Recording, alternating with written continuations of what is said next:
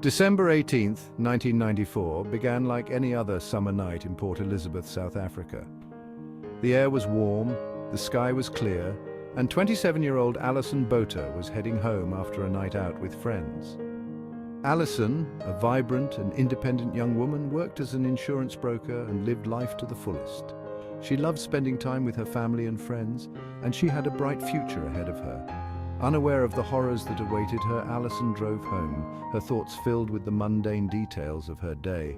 Little did she know that this ordinary summer night would be forever etched in her memory, forever changing the course of her life.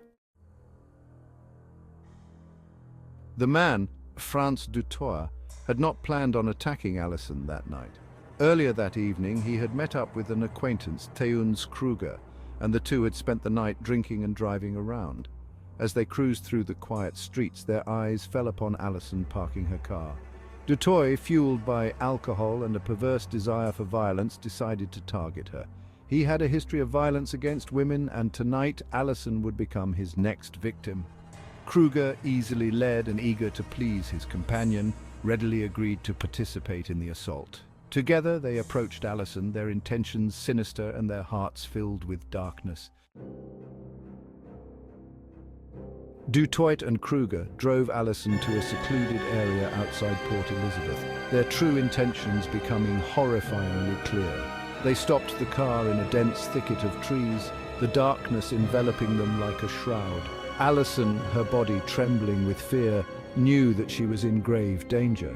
She had stumbled into the clutches of monsters, and they were about to unleash their full fury upon her. Du Toit, the ringleader of the gruesome duo, began to assault Alison, his actions fueled by a sadistic need for power and control. Kruger joined in the assault, his inhibitions eroded by alcohol and the thrill of participating in such a heinous act. Alison fought back with every ounce of strength she could muster, but her resistance only seemed to enrage her attackers further. They stabbed her repeatedly, their blades tearing through her flesh, their laughter echoing through the night air. Alison drifted in and out of consciousness, the pain unbearable, her lifeblood seeping onto the car floor. Just when she thought it couldn't get any worse, her attackers escalated their brutality. Du Toit, in a final act of unspeakable cruelty, decided to cut Alison's throat. He believed that a cut to the throat would ensure her death, silencing her forever. With a swift and deliberate motion, he slashed her throat, severing her trachea and vocal cords. Alison lay on the ground, her body broken and bleeding, her life slowly ebbing away. She was left for dead, her attackers disappearing into the night, their thirst for violence temporarily satiated. As darkness enveloped her, Alison clung to life, her breath shallow and ragged, her body racked with pain. Despite the horrific injuries she had sustained, Alison was not dead. She was clinging to life, her will to survive burning brighter than ever. She lay there for hours, the cold night air chilling her to the bone, her thoughts a blur of pain, fear, and a desperate hope for rescue. Unbeknownst to Alison, her attackers had made a crucial mistake. They had left her for dead near a dirt road, a road that would soon become her lifeline. As the first rays of dawn pierced through the darkness, a glimmer of hope emerged from the horizon. Section 5. The Will to Live. As the sun rose, painting the sky in hues of orange and pink, Alison knew that she had to act fast if she wanted to survive. She had lost a significant amount of blood, and her body was on the verge of shutting down. But something deep inside her, an unyielding will to live, refused to let her give up. She had to reach help. She had to find someone, anyone, who could help her. With superhuman strength, Alison began to crawl, her movements slow and agonizing, her body screaming in protest. She crawled for what felt like an eternity, her vision blurring, her body growing weaker with each passing moment. The pain was excruciating, but she pushed it aside, her determination fueled by a primal instinct to survive.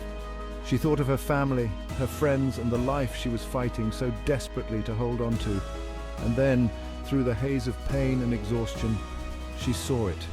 A glimmer of hope in the distance, a road, a lifeline, a chance at survival. Section 6. A Mother's Intuition. Meanwhile, as the hours turned into a day, Alison's mother, Joan, grew increasingly worried. Alison was usually so punctual, always calling to let her know if she was running late, but there had been no word from her, no phone call, no explanation for her absence. Joan couldn't shake off the feeling that something was terribly wrong. She tried calling Alison's friends, but no one had seen or heard from her since the previous night. Fear gnawed at Joan's heart. She contacted the police, her voice trembling with a mother's intuition that something terrible had happened to her daughter. The police, initially dismissive, began to take Joan's concerns seriously as the day wore on, and there was still no sign of Alison. They launched an investigation, but with each passing hour, hope dwindled. Alison's disappearance was a mystery, and the fear that she had met with foul play loomed large over the investigation. Little did they know that Alison was fighting for her life, her incredible journey of survival unfolding miles away from their frantic search. Section 7. The Long Road to Recovery. Alison's incredible journey of survival did not end with her rescue. She had survived the unimaginable, but her ordeal had left her physically and emotionally scarred. She underwent numerous surgeries and spent months in the hospital, her body slowly healing, her spirit gradually mending. The road to recovery was long and arduous, filled with pain, setbacks, and moments of despair. But throughout it all, Alison's unwavering spirit shone through. She refused to be defined by the horrific act that had been committed against her. She drew strength from the outpouring of support she received from family, friends, and strangers alike. People from all over the world were touched by her story, her resilience, and her refusal to give up. Alison's story became a beacon of hope, a testament to the strength of the human spirit. She became an inspiration to others, showing them that even in the darkest of times, there is always light to be found.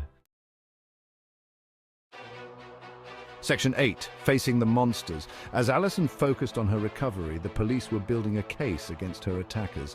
Franz Dutoit and Theuns Kruger were apprehended and charged with attempted murder, rape and kidnapping. The evidence against them was overwhelming and they were found guilty on all charges.